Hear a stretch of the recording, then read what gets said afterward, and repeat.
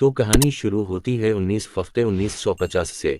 हमें कपल को देखते हैं जो इसमें इंसान जगह पर अपनी गाड़ी रोककर बातें करने और मौज मस्ती में मसरूफ थे। कभी लड़की रेडियो पर खबर सुनती है एक हकमे कोकूक वाले आदमी के बारे में जो ऐसे ही घूमकर लोगों को मार देता है। इसके खाद की जगह हुक्म है। ये सुनकर वो लड़की खपड़ा जाती है, अपने हसबंद से कहती है हमें यहाँ से चलना चाहिए, ये बहुत सुनसान जगह है।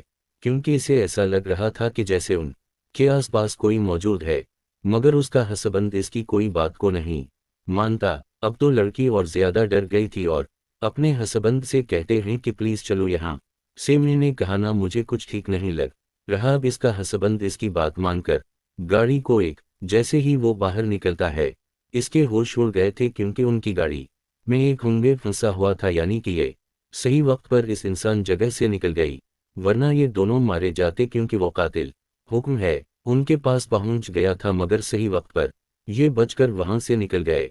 अब कहानी आज चाहती है परसेंट मौजूदा दौर में हम चार दोस्तों को देखते हैं जो मौज मस्ती करते हुए एक गाड़ी में जा रहे थे।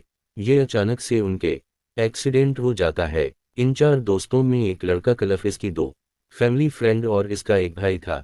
अब जो फिल्म के शुरू में हमने कपल की कहानी देखी जो हुक्मीन से डरकर भाग गए थे, ये कहानी दरअसल क्लियर ही अपने दोस्तों को सुना रहा था और सही से ध्यान न होने की वजह से उनकी गाड़ी का एक्सीडेंट हो गया।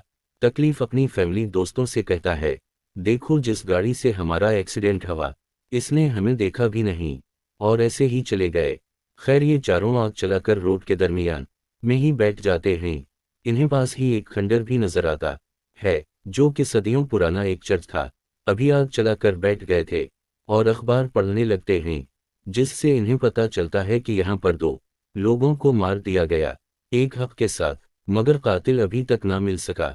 वक्त गुजारने के लिए ना जाने बैठे किया बातें कर रहे थे क्योंकि उनकी गाड़ी पूरी तरह से तबाह हो गई थी और आधी रात में ये घर भी वापस नहीं जा सकते थे। तो कलफ अपने दोस्तों से कहता है कि चलो मैं तुम्हें एक कहानी सुनाता हूँ, एक कपल की जो हनीमून मनानी अपनी वैन में निकले थे। उनकी वन बिल्कुल एक घर की तरह थी जिसमें हर चीज मौजूद होती है। ये गलती है कि आधी रात को अपनी बहन को इन्होंने जंगल में रोक दिया तो भी उन के पास एक आदमी आया जो कहता है कि तुमने यहाँ पर आकर अच्छा नहीं किया, वो तुम्हें मार देंगे जो पूरी चांद की रात में अपने शिकार पर निकलते हैं। हसबंद पूछता है किसकी बात कर रहे हो तुम? वो आदमी दरअसल यहाँ पर वीर वोल्फ भेड़िए की बात कर रहा था। वो आदमी इस कपल को बताता है कि एक रात उसी तरह हमारी वॉइस की गाड़ी यहाँ पर रोकी, मगर इस के बाद ना कभी मेरी वाइफ मिल सकी और ना ही इसकी गाड़ी। ये आदमी बड़ी गिन लेकर इन भेड़ियों से बदला लेने आया था। कहता है कि मैंने तुम्हारी बहन के बाहर उन के पैरों के निशान देखे हैं, तो अगर तुम्हें कोई भी खतरा लगे तो अपनी बहन को अच्छी तरह से बंद कर लेना और तब तक उसी जगह पर रुके रहना जब तक सुबह ना हो जाए। उन दोनों हसबंद वाइफ को इस आदमी की बातों से तो नहीं बल्कि उससे डर लग रहा था। अब वो जा कर दोबारा से अपनी वन में चले जाते हैं और यहाँ से जाने लगे थे कि तभी वो देखते हैं कि उनके वाहन में फूल खत्म हो गया। हसबंद कहता है, मैंने टैंक को फुल करवाया था, ऐसे कैसी हो सकता है? इसे अब इस आदमी पर शक हो रहा था जिसने भैरय के बारे में इन्हें बताया था। ये सोचता है कि उसी ने ये सब किया होगा, मगर इस बेचारे को तो भेड़िया ने पकड़ लिया था और गाड़ी के नीचे से उसे घसीट लेता है। इसकी गाड़ी के नीचे खींचकर भैरय ने इसे मार दिया था और भी अना खतरनाक तरीके से इसके टुकड़े कर देता है। इधर ये कपल जिनकी वन में फल खत्म हो गया था सोचते हैं कि अब इन्हें क्या करना चाहिए। कभी वाइफ के पाँव में भी चोट लग गई थी। हसबंद कहता है कि तुम ये रुको, मैं बाहर जा कर गैस स्टेशन ढूंढता हूँ। अब जब वो पैदल निकलता है तो उसी आदमी की गाड़ी तक पहुंच गया था जिसने इन्हें वोल्फ के बारे में बताया था। वो इसकी गाड़ी देखकर सोचता है कि थोड़ा सा पेट्रोल क्यों ना मैं इसकी गाड़ी से ही ले लूं। अब जब वो ऐसा करने लगा ही था तो वो फिसल कर गिर जाता है उसके कंधे पर। इस आदमी का जबड़ा चपक जाता है। ये वहां पर दरअसल खून की वजह से फिसला था। इस आदमी को भेड़िया मार कर खा गया था। हसबंद को ये सब देखकर समझ आता है कि वो आदमी उनसे सच कह रहा था। अब वो जब यहाँ से जाने लगता है तो भेड़िए नहीं पीछे से आकर उसे भी पकड़ लिया था। भेड़िया इसका गला दबा देता है जिससे उस की आवाज बंद हो गई थी। हसबंद तेजी से भागता है और अपनी बहन के दरवाजे को जाकर जोर जोर से खटखटाने लगा, मगर इसकी वाइफ दरवाज़ा नहीं खोलती।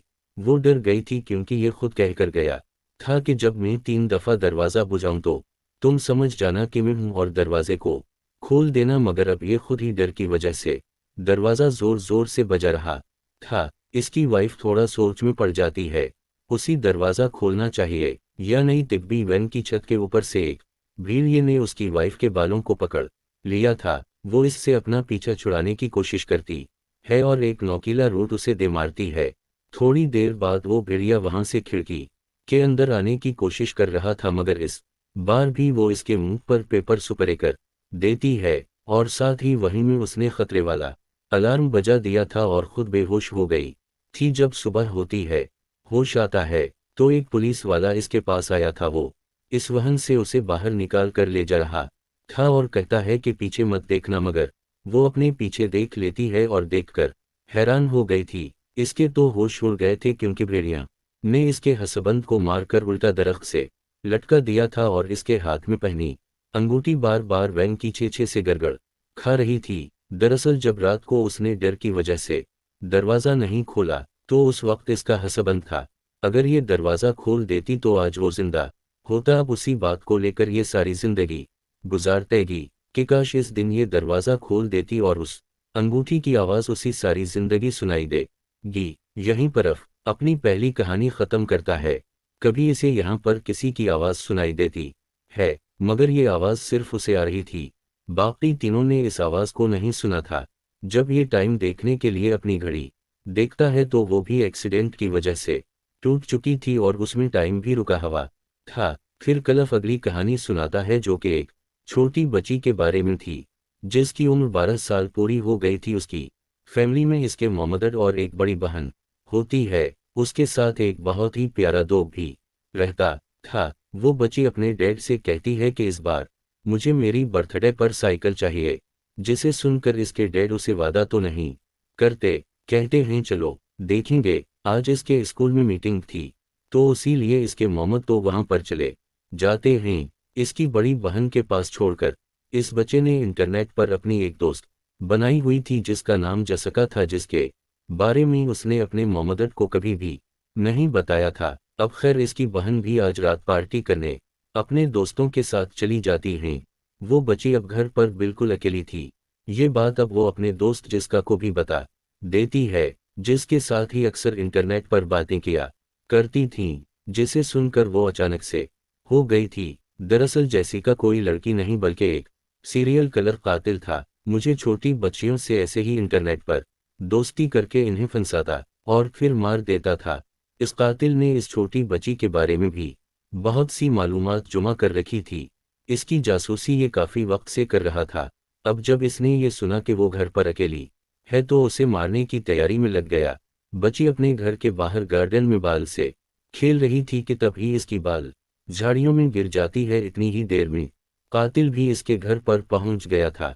अब जब वो झाड़ियों में इस बाल को लेने जाती है तो वो कातिल बालों से पकड़ने की कोशिश करता है, मगर इसे बाल मिल गई थी और वो उसे लेकर चली जाती है। इसने अंदर आकर दरवाजे को भी लॉक कर दी था। अब वो कातिल इसके दो के अंदर आने वाले दरवाजे से अपना हाथ डालकर लॉक खोलने की कोशिश करता है, मगर नहीं खोल पाता। खैर वो बहुत कोशिश के बाद फिर एक खिड़की के रास्ते से गैराज में आकर बंदर आ गया था। छोटी बच्ची अपने तलक को कमरे में ले जाकर सोने लगी। वो अक्सर अपने डाक को बेड के नीचे सुनाया करती थी और अपना हाथ नीचे करती और इसका डाक इसके हाथ को अपनी जबान से चांटा करता था। थोड़ी देर बाद जब इसकी आंख खुलती है तो इसका डाक बेड के नीचे नहीं था।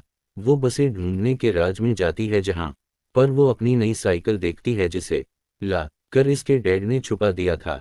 बोए देखकर बहुत खुश हो जाती है। कभी अचानक सी वहां पर लुगत भी चली गई थी। छोटी बच्ची डरकर जबों पर आती है तो वहां पर इसकी बड़ी बहन थी जो पार्टी से वापस आ गई थी। अब वो अपने कमरे में जो वापस जाती है जहां पर वो बेड के नीचे अपने डाक का पाउंड देखती है। वो लेटकर फिर से अपना हाथ नीचे कर लेती है ताकि इसका डाक इसके हाथ को चाट सके तो अभी इसकी नज़र शीशे पर जाती है जिस पर कुछ लिखा हुआ था इस बच्चे का हाथ। दरअसल वो कातिल चाट रहा था जो अब उसके कमरे में था। बच्ची डर कर बाहर आ जाती है वो जब अपनी बहन को बल्ला कर लाती है, दोनों बेड के नीचे देखते हैं तो इधर दो की लाश पड़ी थी जिसको वो कातिल मार कर चला गया था।